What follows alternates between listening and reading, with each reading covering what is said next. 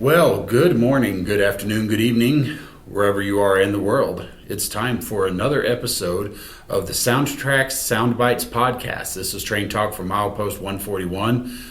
I am your host, George Bogatuk, and I have with me my co-host, Tom Austin. So, you guys have listened to us before, and it's always fun to do one of these, and I hope they're entertaining and enjoyable for you guys. Yep. So anyway, with that, let's jump into projects.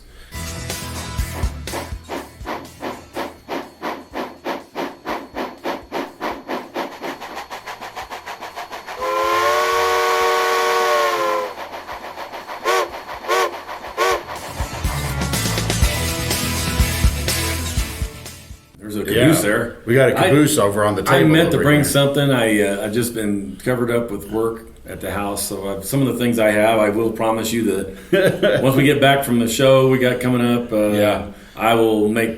I've got the NW2's about ready, the SW1200 is about ready. Oh, nice. And those will be two, but I can do those not one at a time. And then the GP15 from way back in September is about ready too. Gotcha. So, all right. Well, so for those of you watching on video, we have a caboose on the table. For those of you listening to audio, we're going to describe the caboose. It is, as no shock, a Missouri Pacific caboose, as you would expect with the two of us being here. right. What else? What other railroads are there? There are none, Right. as far as I'm concerned. Right. But anyway, no, there's lots of railroads, guys. Please don't think we're... Oh. There used to be. There used to be. There you go. Yeah, they're going to start going into one mega railroad. Yeah. And it's just going to... But anyway, so this is one of the Missouri Pacific steel cabooses, and this was a brass model, and it's not 100% accurate. There's a few things that are a little different. The model that I have represents pre-rebuild, but I painted it. I removed the roof walk and painted it and did it like it was the post-rebuild. Blanked out a couple of windows, removed the roof walk, and painted it with the red and the buzzsaw and everything on it. But the biggest thing is I noticed when I was doing the research for this is that the windows on the cupola are different. Mm-hmm.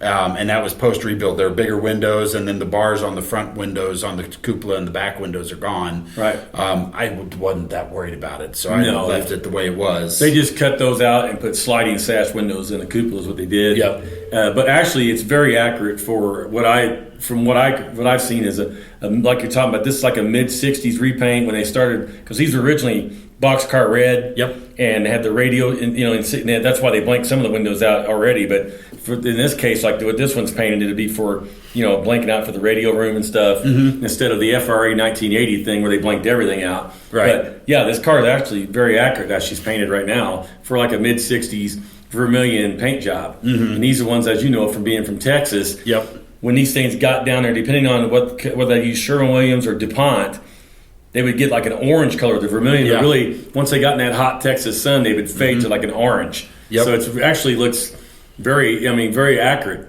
for a current rebuild of that era, like the mid '60s. And it lasted like that all the way up to, in the late '70s when they started rebuilding them completely. Right. So, and then they retired them in '86. Yeah. So I'm modeling '78. So this is a good representation of it. Mm-hmm.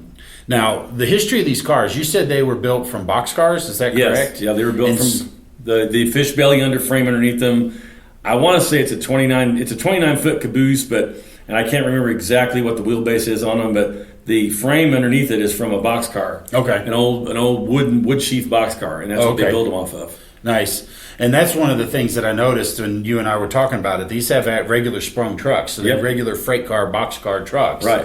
Bettendorf or whatever. ASF rack controls. Yeah. Yep. And so what I did on this particular model, because I did add SoundCar, and I'll get into that in a moment, I took the brass trucks off. Mm-hmm. And I bought the trucks, some 70-ton regular friction-bearing trucks off of Tangent Dave. Yep. And added my own wipers to it. Yep. And put those up in there. So I've got a SoundCar in it.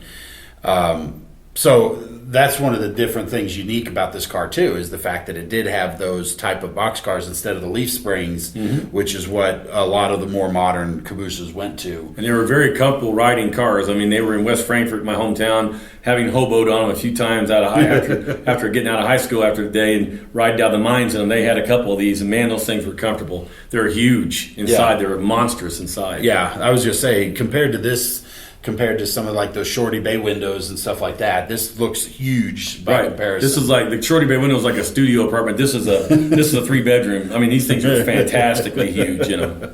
So, but anyway, I got this and from a friend of mine, and so I painted it up, put the decals on it, and then as I mentioned, added SoundCar, removed the roof walk on it. Yeah, the lights look great too. And these are lighted. Yeah, I put SoundCar in it, so of course it's got the decoder address. And so what I did on mine was I took it as the last 4 digits, so 2265, right. And you can hear the peanut whistle. And that's actually a mop peanut whistle too. It is. You guys recorded it. Peanut whistle that we recorded, so absolutely.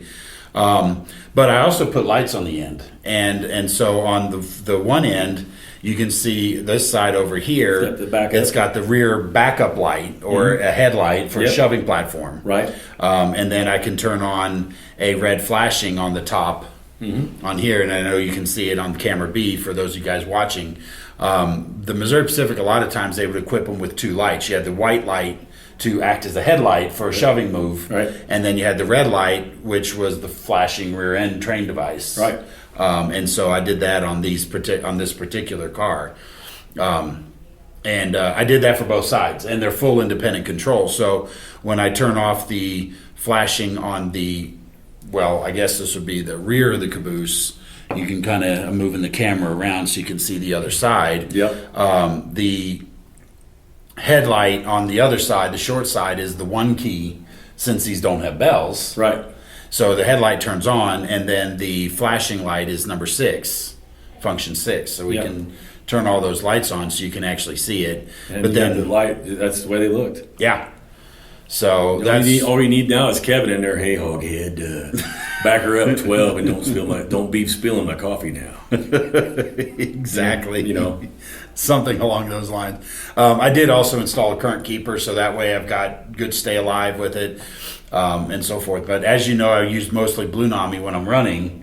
I shouldn't say mostly. I pretty much use all Blue Nami. Right. So I can still use the DCC system to control the SoundCar, because we don't have a Blue Nami SoundCar, so I can grab my DCC system, or I can assign, like, say, for example, if we have a bunch of people over operating and we want to do a shoving move, I can have somebody grab the throttle and become the conductor sitting on the platform. That's right. Standing out there, okay, back her up. Let's go. And the cool thing is that because it's it's Tsunami SoundCar and it is based on track, I can sit there and turn on the lights and everything, and then just run the train. And then when I get to the end of the run and go in the other direction, I can just turn them off, turn them back on. Yeah, I mean, and yours is like you said, we've said many times, using the NCE power cab, having it also as your power source. The Blue Nami runs independent of that with the app, and like you said, you still have this option here, which is kind of nice too. Yeah, because you still have all that wonderful stuff you got with the SoundCar. Yeah, absolutely. Until the Blue Nami SoundCar comes, you never know. You never know. You just never know. There are all kinds of surprises. But I was pretty happy with the way this turned out. A light weathering. I mean, I'm real happy with it. And this is my first brass actual anything running. It looks great on the layout. Yeah, I was the same way. The only thing I could ever afford was Cabooses. Yeah, and these are really nice. Overland did a great job on them. The rivets and stuff. This is the welded side. They have a riveted side too, and they got them. Like, it's the only thing that's different on them. I think one side was supposed to have 3 windows instead of 4. I think that's what it was. But other than that, it's a beautiful car and it's well done, and it really captures the look of that car, especially with that rebuilt, fish belly underframe underneath it. Yeah, and then I think they built these at DeSoto, Missouri, and Sedalia. Okay, so. Yeah, I'm real happy with it, and took my time. And one of the challenges is always painting the window frames. It looks great. And, they look fantastic. They represent the aluminum sliding sash that they put in there. Tiny brush, patience, and a magnifier. Yep. It looks great, George. It's fantastic. Yeah, thanks. It's actually my favorite Caboose. I mean, I like all mop Cabooses. Don't get me wrong, but this one I like because number one, it was on coal trains in my area, in my hometown, and I saw them a lot. And like I said earlier, they were huge. These things were great to hobo in back when you could do that. You know, sit back there and ride in the Caboose. Yep. They'd say, "Don't touch anything, boy." You know, I'm like, "No problem." And you'd ride down to the mine with them, and that thing just rocked like a big rocking chair going down those tracks, and it was so comfortable. Nice. And like we've talked before on your earlier podcast, the Mopac guys power brake their trains, so those nice smooth stops. So guys like Conductor Kevin never spilled his coffee or nothing. Yep. You know, exactly. And he liked that. You know? Yeah, he did. I can imagine. Yeah, you're messing up, boy. You spilled my coffee. You know. I think my favorite Mopac Caboose. While I love this one, I think this is a really good one. I have an affinity for the offset wide vision. Yes, I like that one. It's very much Mopac because they were the only ones that really ordered it in mass anyway. Right. With the offset wide vision, and you can't overlook the Shorty Bay windows. No, those were quintessential. Well, that's another home. This is a home built car, and the Shorty Bay window was a home built car. Yep. And like you said, the extended vision, the international, it's unique to Mopac, and I call that cupola style. Although this is just me, Tom nomenclature, is I call that T&P style cupola because the T&P had the offset cupolas on their 29-foot steel cars. Okay. The little steel ones. Yeah. And they ran them like that. If you look at any of the T&P down there in the, even in the Mopac days, the guys ran them with like this side to the train, and this was the conductors here looking this way towards the front of the train. They'd run them like that too. Yeah. So the T&P did that, and I don't know you T&P guys out there, you can tell George or me in the comments of why they did that, but a lot of T&P in freight trains I saw, and especially on photos and stuff, is they had the cupola back here. Yeah. So those EVs were set up perfect, so the T&P guys felt right at home. Yeah. So I was thinking riding them like that with the long part of the car facing the front of the train. Yep. You know. And we're about to have a really good wealth of cabooses because we've had those Blueford Shops Shorty Bay windows. Bachman just released another run of those. We've got, I have a couple of these that I built kit, but remember, Athens releasing those KO and G. Right, we're getting ready to KO and G. We're Caboose Rich, those. Mopac. That's right. I mean, it's for a Mopac guy right now. It's like hitting the lottery. It's a good time. Scale trains, his SD40-2s are coming out. So Yep. I mean, but as far as cabooses, all we need, Dave and Athern, is that extended vision would be mighty nice. Exactly. So. Well, with that, we're going to go ahead and wrap it up, and on the caboose anyway. And Tom, I know you get a lot of calls and a lot of questions through the day. Of course, you're our tech support guy. Right. What's one of the things you want to talk about with our viewers and listeners today? I have one thing. It's the last couple of weeks we've gotten a lot of it, folks. That when you're doing your factory resets, I'm talking about the full reset, the CV8 to 8. Make sure you wait, tip the car off or the engine off the track, and let the power be interrupted, put it back on the track, and wait in 5 to 10 seconds, before you do that. Then make sure the lights flash 16 times. If they don't flash 16 times, then the reset has not occurred properly. Yeah. So, and that's why you're still frustrated with it. I reset it, didn't do that. I always ask them on the phone, like, well, did the lights flash 16 times? No, I said, okay, the reset didn't take properly. Right. You need to redo the reset. And when they get it to do that, when they wait, tip it off, 5 seconds, 10 seconds, put it back on the track, power's reapplied, then there'll be a delay. The decoder we're talking about a sound decoder, will start back up after a short delay. You hear the startup sequence and then the lights will flash 16 times. Yep. Now that lets you know the reset's occurred.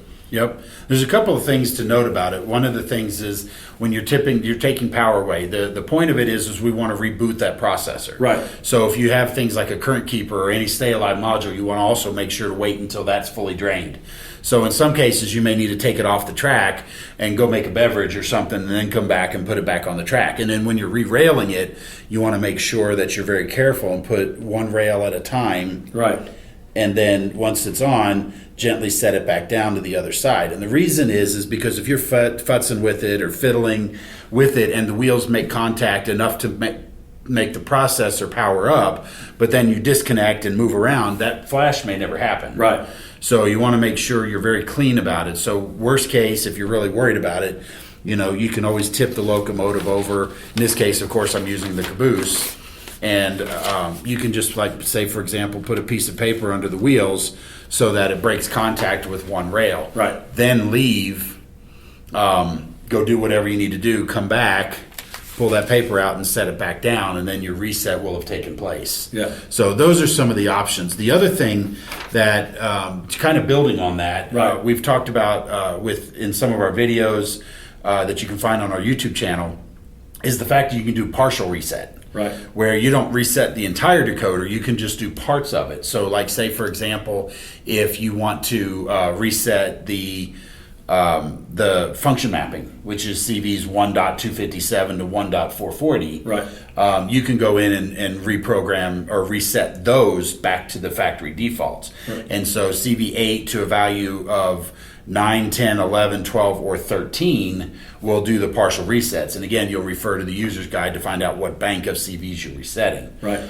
But the other thing I wanted to point out is when you're doing those CV resets, you can also use that as a diagnostic tool. For example, I was talking to a fellow modeler recently where they weren't having luck turning on the lights. And I said, well, let's find out and let's make sure the decoder has control of the lights. And so we did a CV8 to 13. Now, CV8 to 13 only resets the 3-dot CVs, which most people probably haven't touched, because in the Tsunami 2 and Blue Nami, it has all to do with the wheel clickety-clack and the spacing and the number of axles and so forth. So it's probably something you've never done. Right. So if you do a CV8 to 13, you're going to get that flashing lights once you cycle the power like we talked about.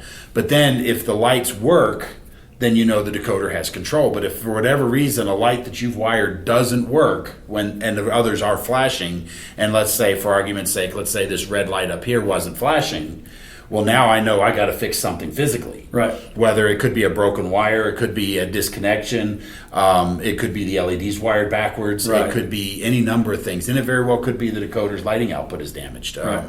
Just depends on what you find, but you can use that as a diagnostic tool as well, so that way when you're done your installation, you can do your CV8 to 13 and make sure the lights work. And you're only affecting some seldom used CVs, like you said earlier. Yeah. I mean, you're not messing with your dynamic digital exhaust, your lights, your function mapping, none of that. You're leaving all that alone. You're just going to 13. You're just messing with.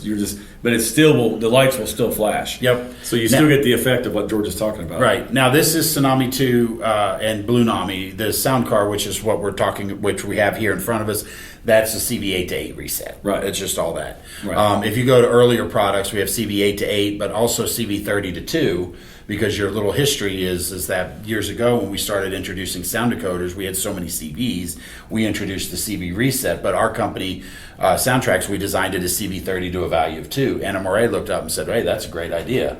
We should be able to do a reset. Right. So what they did was they adopted something that they thought would be easier to remember, which is probably easy 8 to 8. Right. And so that went CV8 to 8. And when you try to read back CV8, it's not going to read 8. It's always going to read 141. But what it does is it puts a marker in the boot up program that when you do boot up, it actually will go in and quickly do a reset, and then it does the flashing of the lights.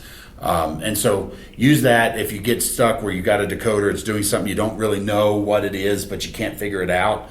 Do a CV8 reset. Start over. Get a blank, and ideally, if you do have a lot of these, you'll have your common values that you use, like momentum, braking, volume level, stuff like that, pretty much either known or written down somewhere. Right. And then once you do the reset and the problem goes away, work your way through one CV at a time, and then if that problem manifests itself again, now you know, hey, I did 3 CVs, let's go back and revisit those values again. Yeah. So it's a really neat tool, and you certainly can do it. And if you guys want to see this in action, we're not going to do a CV reset on this because I spent a lot of time with it. No, it looks great. But if you do a CV8 to 8 reset and you want to see this, you can go to our YouTube channel, search SoundTraxx CV reset, and there's at least 2 videos, I think of maybe 3 videos that we've talked about the different aspects of it, and we actually show you the page in the user's guide where it talks about CV8 to 9, 10, 11, 12, and so on, and what it changes. So hopefully this has been helpful for you. And use it as a tool. Like I said, it doesn't hurt to have it, and then especially if you're doing Blue Nami, you can copy all your CVs into the app, and then you can do a reset, and then you can flash them back in. Right. So it gives you an opportunity to make sure, because another time, CB8 reset will give us a fresh slate, and we know how the decoder works from the factory. And sometimes we'll say, well, just check to make sure XYZ works, and it does. Then you go flash them back in, and the problem resurfaces. Well, now we know there's something in those CVs, and then we need to dive into those values. And once you find it, you can always resave it in the Blue Nami app. Yeah, it makes it more convenient like that. That's one of the great features of that app. Yep. So at the same time, the good old SoundCar works great too, and the reset, the CB8 works good on this. And yep. Just like your Tsunami 2s, like George said, CB8 to 13 will let you check and see if your lights are working, and you're still not messing with any of your other CVs, so you don't have to freak out and redo all those, because it makes it a lot easier. Exactly. So with that, I think this is pretty much to the end of what we've got prepared. Just wanted to remind everybody, we're going to be in West Springfield, Massachusetts this weekend, January 23rd and 24th. Right. That's, or 24th, 24, 25, I think. Yeah, 24, 25, Saturday, I'm Sunday. getting my days mixed up. So 24, 25, we're going to be at the Springfield Amherst Train Show, the big one, the big Railroad Hobby Show. Yep. This is potentially one of the biggest train shows of the year. It's one of my favorites to do. This will be my 17th trip, and in 17 years, I've yet to see the whole show. I believe it. I've heard so much about it. I'm looking forward to it. It's the first time ever at the show. Yep. Looking forward to meeting some people out there. A lot of folks have been calling in, asking if we're going to be there. Yeah, we are, and they're looking forward to shaking hands with you guys and meeting you and putting the name with the face. Yep. So we're going to be in the Better Living Center. We're going to be in booth 19, so be sure to come out and see us. And we're doing rebates. We're going to be doing a special promo, so you'll have to come by and see us to find out what that is. Right. We're doing something. We're doing something really cool, so you'll want to come out and see us then. Yep. So with that, I guess we'll close this out. I'll do a short one this week, and we'll hopefully see you guys out there. Hopefully this has been helpful for you. So leave us any comments in the section below if you have any thoughts, topics that you'd like to see us cover, troubleshooting technique, or a common question that you may see. We can cover it in one of these podcasts, or we can shoot a YouTube video. So sure, be sure to engage with us and leave us some comments below. So with that, we'll wrap it up. This has been the SoundTraxx Soundbites podcast. Train talk from Milepost 141. We appreciate y'all listening in and watching from wherever you are, and we'll look forward to seeing you guys in the next edition. So we'll see you later. Bye now.